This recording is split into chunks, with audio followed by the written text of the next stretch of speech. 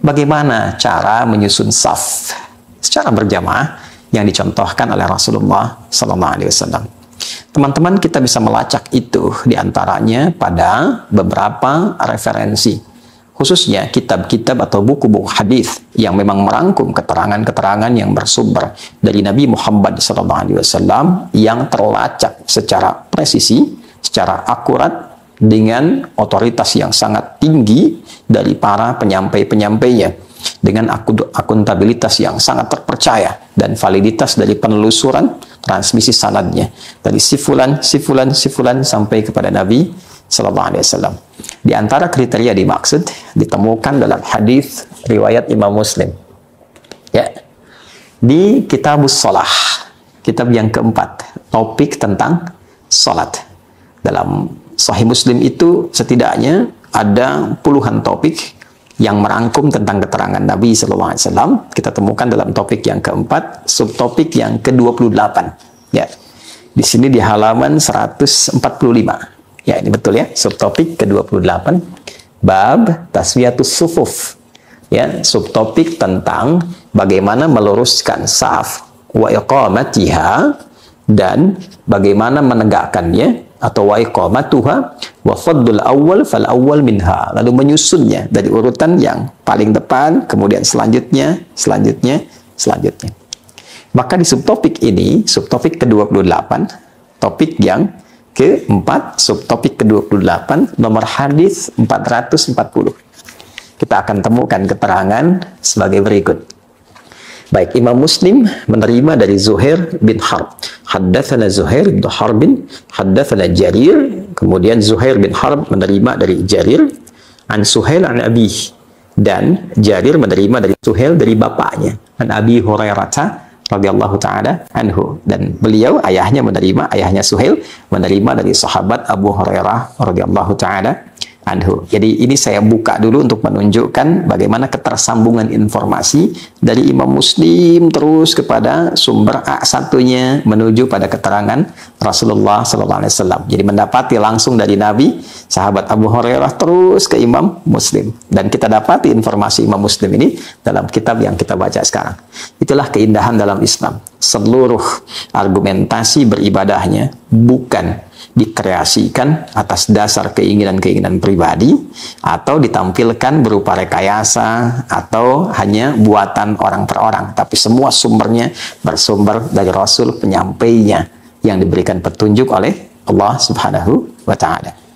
Baik, qala Rasulullah sallallahu alaihi wasallam, Rasulullah SAW pernah bersabda, khairu sufufir rijal awwaluha wa syarruha akhiruha. Saf para lelaki itu yang terbaik adalah yang terdepan. Wasyarruha, dan yang tidak baik, ya, maksud tidak baik ini urutan yang rendahnya, ya, kalau tadi urutan yang paling bagusnya, urutan terendahnya, akhiruha, itu yang paling belakangnya. Nah, jadi ini ada motivasi dari Nabi Sallallahu Alaihi Wasallam untuk mengejar posisi yang paling depan, paling awal. Siapa yang datang, ayo maju saf duluan, susun sampai rapi, selanjutnya saf berikutnya, saf berikutnya, saf berikutnya. Maka orang yang bisa mendapatkan saf yang paling depan itu diunggulkan oleh Nabi SAW, diapresiasi. Ini orang yang paling baik, ya, karena bisa menyiapkan waktunya, tenaganya, pikirannya, menyiapkan waktunya untuk mendapatkan saf yang paling depan. Ya, selanjutnya orang-orang yang mendapat yang berikutnya sampai yang paling belakang disifati oleh Nabi SAW dalam konteks menyusun saf, itu saf yang paling rendah urutannya. Ini wajar ya, sebagai bagian dari motivasi.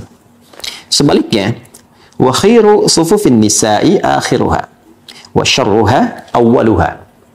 Sedangkan untuk saf perempuan itu paling belakang. Ya kan? Paling belakang. Dan dipandang yang paling rendah kalau ia mengejar, ya, yang depannya. Nah, ini apa maksudnya nih? Ya, ini apa maksudnya? Apakah kalau sudah ada saf perempuan sudah dibatasin, tiba-tiba paling jelek di depan, paling bagus di belakang? Ya. Nah, ini bukan itu maksudnya. Ya. Yang dimaksudkan oleh Nabi Sallallahu Alaihi Wasallam di sini adalah seperti dikomentari oleh Al-Imam An-Nawawi. Jadi kalau kita melihat kepada syarah Sahih Muslim ini, ya ini yang kitab saya ini tanpa syarah, ada satu lagi yang bersyarah 9 jilid, syarah Imam An-Nawawi. Beliau menjelaskan bahwa yang dimaksud oleh Rasulullah Sallallahu Alaihi Wasallam di sini adalah bagaimana menempatkan saf laki-laki dan perempuan itu supaya tidak bercampur. Ya, adami mukhalatatir rijali ya ma'an nisa, ya supaya tidak ada ketercampuran antara laki-laki dan perempuan. Karena itu diatur supaya yang laki-laki mendapati saf yang paling depan, perempuan itu di belakang, maksudnya berjarak dengan laki-laki. Jangan mengejar untuk menempel kepada laki-laki. Ya, diambil jarak supaya tidak ada percampuran antara laki-laki dan perempuan. Demikian ya yang disampaikan penjelasannya oleh Al-Imam An-Nawawi.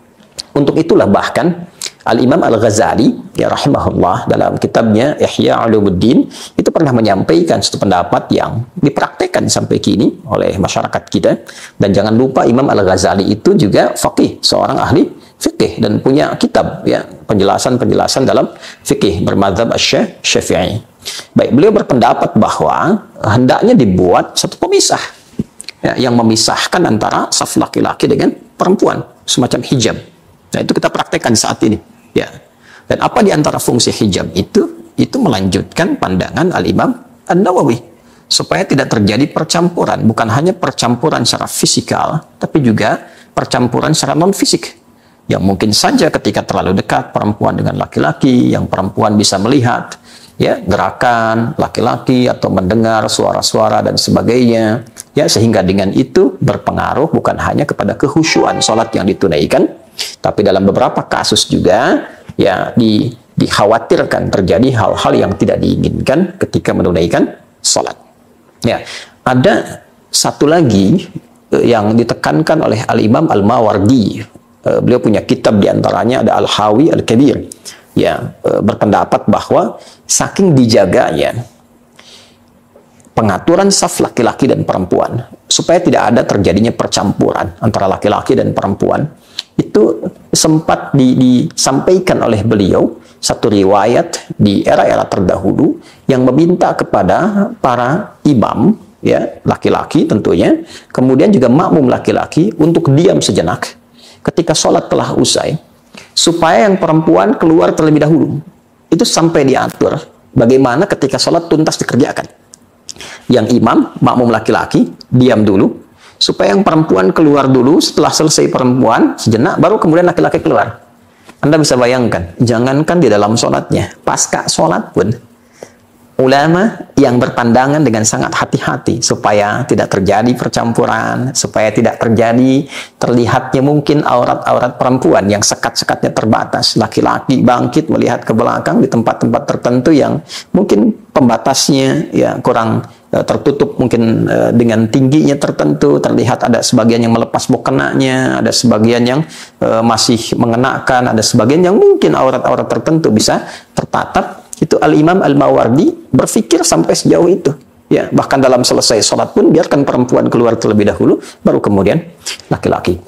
Nah, beberapa pandangan ulama ini memberikan kesan kepada kita bahwa bagaimana sholat itu bukan hanya penting ditunaikan dengan penuh kehusyuan, pemenuhan terhadap syarat dan rukun, tapi juga bagaimana adab akhlak dalam penunaiannya diatur supaya tetap menjaga nilai-nilai ketaatan dan kemuliaan di hadapan Allah Subhanahu wa taala yang mengikuti petunjuk Rasulullah sallallahu alaihi wasallam. Ada beberapa kesan yang ditampilkan oleh para ulama kita yang melampaui zamannya, yang membahas kemungkinan-kemungkinan persoalan terjadi. Karena di era terdahulu kiranya jarang didapati atau mungkin juga tak pernah didapati ada perempuan bercampur sholatnya dengan laki-laki.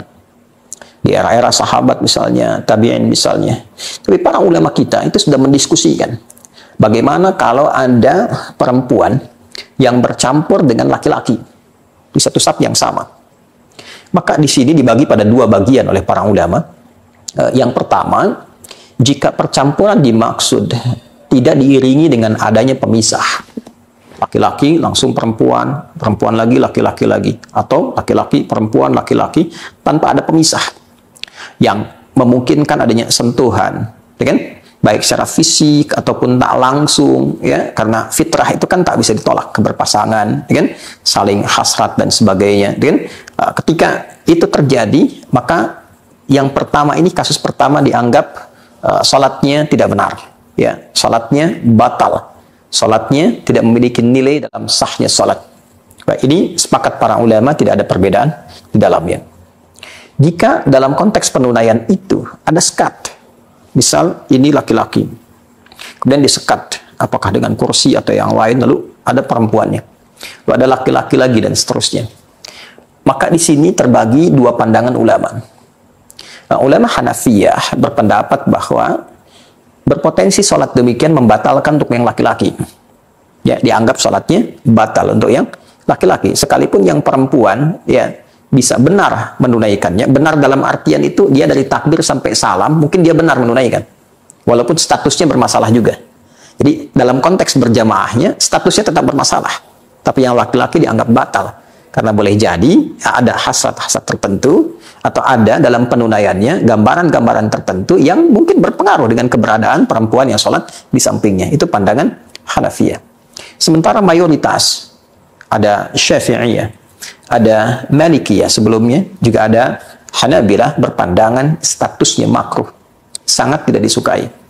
Kan? Jadi walaupun ada yang menunaikan berjamaah di laki-laki, sekat perempuan, sekat laki-laki dan sebagainya, maka status berjamaahnya sangat tidak disukai, makruh. Ya, Anda datang memenuhi undangan, ya kan, diatur oleh yang mengundang. Ini laki-laki ya jalurnya, ini perempuan. Tiba-tiba ada perempuan nerobos ke safnya laki-laki, ya kan, ke antriannya laki-laki. Baik, ketika sudah sampai ke depan, yang menerima, ya, yang mengundang itu ketika akan menerima sudah tahu itu bagiannya perempuan, yang ini kok di laki-laki, ya, maka nampak ekspresi ketidaksukaan, ketidaknyamanan, ya, walaupun mungkin dalam kondisi itu melihat sudah ada di depan nih, ya kan, tanggung nih, walaupun disekat nih 1-2, tapi dia memaksa ingin masuk di bagian laki-laki, ya, yang terjadi seharusnya kan ada yang melarang, ya kan, ini jalurnya ibu, ini jalurnya bapak. Tapi boleh jadi dalam kondisi tertentu ada mungkin kondisi-kondisi yang merasa punya kedudukan tertentu, ya kan? Oh, saya pengen ke sini aja, saya pengen langsung, ya, bersalamannya lewat jalur bapak karena saya punya kedudukan, ya. Ini pejabat A, ini pejabat B, sehingga yang ingin melarang petugas akan tak punya kuasa di situ, ya. Tapi tetap ketika menerima, ya, orang yang punya hajat untuk mengundang itu ketika menerima merasa tidak nyaman karena bukan tempatnya di situ. Sekalipun dia punya kedudukan, punya jabatan, namun telah diatur posisinya. Karena itu, Allah Subhanahu wa Ta'ala mengatur dengan detail bahwa orang-orang yang motivasi sholatnya didorong bukan sebagai penyembahan kepada Allah dengan tulus, yang mengikuti petunjuk Rasulullah, tapi memiliki motivasi-motivasi lain dalam kreasinya, atau barangkali ingin menampilkan kedudukan, atau lebih daripada itu untuk misalnya dalam konteks kekinian dibahasakan dengan pencitraankah, misalnya ditampilkan hanya untuk menampilkan kondisi tertentu, maka itu dikecap dalam Al-Quran, tidak dibenarkan. Sehingga Allah memberikan pandangan yang langsung dengan firman-Nya, fawailul lil musallin alladzina hum an salatihim sahun alladzina hum yura'un. Demikian di surat Al-Ma'un itu. Maka ada potensi celaka bagi orang sholat. Ya, wail di situ dikecam, sesuatu yang tidak dibenarkan, melebihi tidak disukai. Ya, dikecam, kemudian ya, dikecilkan, ya, dan dihinakan. Dalam konteks itu tidak dipandang, ya, diabaikan, tapi juga dikecam, ya, kecaman, ya. Ya, siapa orang-orang yang dikecam itu? Lil musallin, ada orang yang sholat tapi salah motivasi sholatnya. Alladzina hum an salatihim sahun, yaitu orang yang lalai dalam sholatnya. Ya, siapa itu? Alladzina hum yura'un, yaitu orang-orang yang ingin dipandang oleh makhluk. Orang-orang yang ingin mengesankan citra tingginya, orang-orang yang ingin menghadirkan pencitraan bagi dirinya. Salat seharusnya menampilkan penghambaan kita kepada Allah, ingin dilihat Allah. Itulah ihsan. Ketika salat dilakukan ingin dipandang makhluk, ingin dilihat makhluk, ingin dicitrakan makhluk, maka berubah dari penghambaan kepada Allah menuju sifat ria yang ingin diangkat oleh makhluk. Salat itu ibadah untuk bersujud. Sujud artinya merendahkan. Semakin kita merasa rendah, maka Allah meninggikan. Sebaliknya, ketika seorang menunaikan salat dan merasa dirinya tinggi, maka ia rendah di hadapan Allah. Fawailul lil musallin. Untuk itu, saudara-saudariku, yang ditampilkan ini adalah pencerahan. Bukan untuk memojokkan, bukan untuk merendahkan, bukan untuk mencela atau digunakan sebagai peluru untuk menghujam orang lain. Tidak.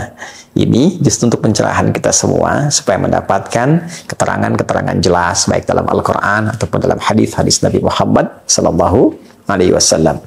Tentu setiap aktivitas telah dilatar belakangi oleh motivasi, mungkin juga memiliki argumentasi, tapi demikian pandangan para ulama yang disampaikan baik dari segi adabnya, runtutan dari dalil-dalilnya, argumentasinya, sampai sikap kita menghamba di hadapan Allah Subhanahu wa Ta'ala. Kita saling mendoakan, memberikan pencerahan yang meneduhkan, mengajak untuk mendapatkan siraman rohani yang mencerahkan. Yang dengan itu tentunya mudah-mudahan kita semua dimuliakan oleh Allah Subhanahu wa Ta'ala. Saya ingin menekankan sekali lagi, setiap orang itu punya hak untuk mendapatkan kebenaran dan kesolehan. Karena itu, bila pun ada kasus-kasus tertentu yang diduga tidak seperti pakemnya, tidak seperti idealnya, maka setidaknya kita belajar dari itu semua untuk saling memperbaiki, saling mengajak pada kebaikan, dan saling memberikan motivasi pada kemuliaan. Sekali lagi, semoga kita dijaga oleh Allah dalam kebaikan. Allah memuliakan kita selama berkehidupan dan mewafatkan kita sebagai hamba terbaik saat kita berpulang. Husnul khatimah.